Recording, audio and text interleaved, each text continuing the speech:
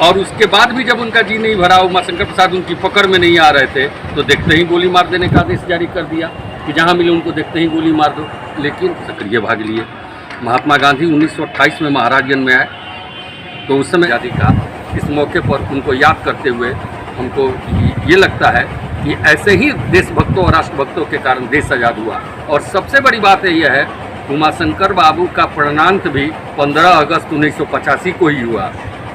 आज़ादी के दिन ही उन्होंने अपना शरीर छोड़ दिया था। ने इस देश के लिए अपनी कुर्बानियाँ दी हैं, जिन्होंने इस देश के लिए अपना न्यौछावर किया है, अपने परिवार को खोया है, अपने को बर्बाद किया है, उन सबको याद करना चाहिए। और ताकि अब तो आने वाली पीढ़ी को यही न जानकारी होगी कि फलाने स्वतंत्रता सेनानी थे। अगर ये उनके लिए कार्यक्रम नहीं किया जाता है, उनको याद नहीं किया जाएगा, तो आने वाली दूसरी पीढ़ी, तीसरी पीढ़ी उनको भी भूल जाएगी। नमस्कार, आप देखना शुरू कर चुके हैं A1 न्यूज बिहार। मैं हूं शिवम। स्वतंत्रता की 75वें वर्षगांठ बन रहा है, अमृत महोत्सव बन रहा है। उसी को लेकर हमारी टीम पहुंची है महाराजगंज, सीवान जिले के महाराजगंज में, जहां बताते चले कि महाराजगंज जो है वीर सपूतों का धरती है। यहाँ पे कई स्वतंत्रता सेनानी अपनी जान गंवा दिए हैं। और उसी क्रम में हम पहुंचे हुए उमाशंकर प्रसाद हाई स्कूल में पहुंचे हुए हैं। यही प्रतिमा लगा हुआ है उमाशंकर प्रसाद की, जो प्रतिमा आप देख रहे हैं, उमाशंकर प्रसाद थे जो अपना देश आजाद हुआ। और जब अंग्रेज आए हुए थे इस महाराजगंज में, तो उन्होंने लड़ने के लिए कई तरह के अपने चंदा भी दिए थे। जो राजेंद्र प्रसाद थे, महात्मा गांधी जब महाराजगंज में आए हुए थे, तो उनको चंदा भी दिए थे कि आप लड़ाई लड़िए, हम आपके साथ थे। कदम से कदम मिला के चलने के लिए हमेशा साथ खड़े रहते थे। यहाँ पे इनके द्वारा आज़ादी से पहले स्कूल बनाया गया, जिस स्कूल में हम मौजूद है। तस्वीरें दिखाएं, एक बार कैमरा पर्सन कहें कि ग्राउंड करके तस्वीर को दिखाएं कि स्कूल है जो आज़ादी के पहले बनाया गया। और यहाँ पे आसपास के जो पढ़ने वाले छात्र थे, उनको राष्ट्र की पाठ पढ़ाने के लिए स्कूल खोला गया।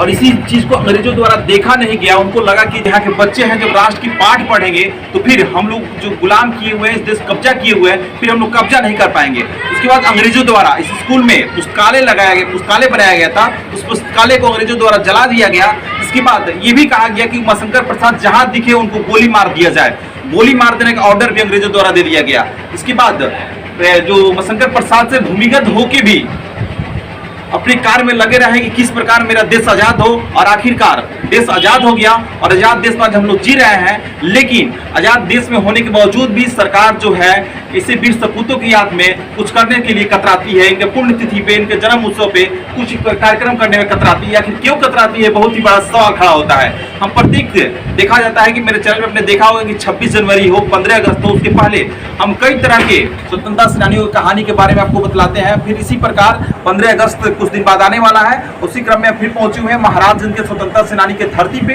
जहां पे स्कूल स्वतंत्रता सेनानियों द्वारा बनाया गया है। और क्या कुछ कहानी है, तो यहाँ के जो प्रिंसिपल है उनसे बात करेंगे, और जो उमाशंकर प्रसाद के परिवार के सदस्य हैं उनसे भी हम जानकारी लेंगे कि पूरी कहानी क्या कुछ है। आइए आपको हम ले चल के सुनाते हैं।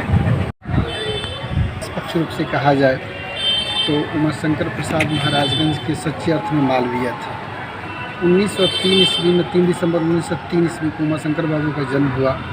और 1931 में जब भारत में अंग्रेज़ों की दास्ता कायम थी जी, उस समय उमाशंकर बाबू ने अपने निजी भूमि पर निजी कोशिश विद्यालय की स्थापना की, जिससे इस दूर दराज गाँव के क्षेत्र से आने वाले छात्र एवं छात्राओं को यहाँ पढ़ाई लिखाई में सुविधा हुई।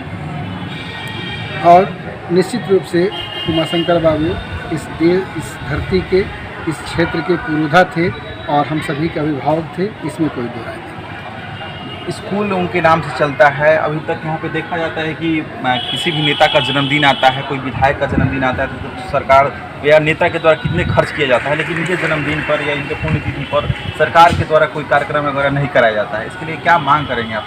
हम प्रति वर्ष हम लोग विद्यालय परिवार की ओर से सभी छात्र छात्राएँ या इस विद्यालय के शिक्षक शिक्षकेतर कर्मी, हम सभी उनके आदम तक माल्यार्पण अर्पित करते हैं, अपनी श्रद्धा सुमन अर्पित करते हैं। लेकिन निश्चित रूप से सरकार अभी तक इस संबंध में उदासीन है। और सरकार से मांग करना चाहेंगे कि उमाशंकर बाबू के जन्म दिवस को भी एक राजकीय समारोह के रूप में मनाया जाए। यही उमाशंकर बाबू के प्रति हमारी सच्ची श्रद्धांजलि।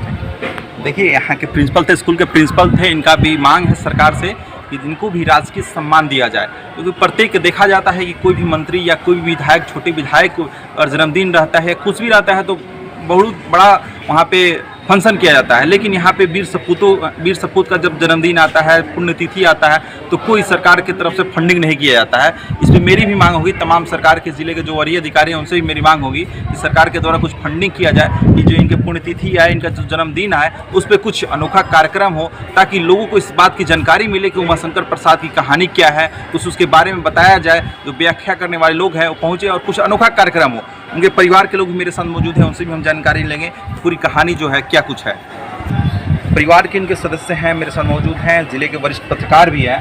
क्या कुछ कहानी है इनकी, थोड़ा बताया जाए मेरे चैनल के बारे में। देखिए, उमाशंकर प्रसाद के बारे में अगर कहानी कहने की बात होगी तो इसमें 2-4 घंटे लग सकते हैं, लेकिन मैं इतना ही जानता हूँ कि जब देश गुलाम था और आज़ादी के लिए लोग संघर्ष कर रहे थे, उस समय उमाशंकर प्रसाद नौजवान थे और उनके हृदय में भी एक ललक थी कि हम आज़ाद देश में के वासी कहलाएं, और इसको लेकर उन्होंने लगातार अंग्रेज़ों के खिलाफ जो लड़ाई चल रही थी उसमें हिस्सा लेना शुरू किया।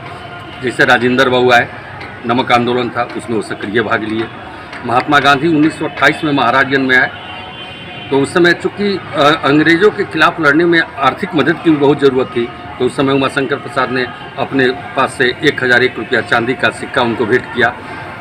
यहाँ तक कि लोगों की शिक्षा नहीं मिल रही थी, तो आज़ादी के बहुत पहले, उस समय कोई ML MP बनने का सपना नहीं था, सिर्फ जज्बा मन में ये था कि देश आज़ाद हो जाए, चूँकि देश गुलाम था। 1931 में आप जिस विद्यालय के प्रांगण में खड़े हैं, उस 1931 में बिना किसी चंदा का, बिना किसी सहयोग का, अपने निजी कोष से, अपने निजी भूमि पर विद्यालय का स्थापना उन्होंने किया। और विद्यालय का स्थापना करने का मकसद ये था कि जो इलाके के लड़के हैं उनको राष्ट्र प्रेम के बारे में जागृत किया जा सके। और यही बातें टॉमी सैनिकों, जो अंग्रेजी सेना थी, उनको खल रही थी, जिसके विरोध स्वरूप अंग्रेजी हुकूमत ने, यहाँ अंग्रेजी सेना ने आकर इस विद्यालय में जो लाइब्रेरी था, एक बड़ा लाइब्रेरी था, उसमें आग लगा दिया ताकि बच्चे पढ़ नहीं सके। इतना से भी मन नहीं भरा उनका, तो वहाँ उमाशंकर बाबू की एक दुकान थी अपनी, उस दुकान को जाकर उन्होंने लूट लिया। और उसके बाद भी जब उनका जी नहीं भरा, उमाशंकर प्रसाद उनकी पकड़ में नहीं आ रहे थे, तो देखते ही गोली मार देने का आदेश जारी कर दिया कि जहाँ मिले उनको देखते ही गोली मार दो।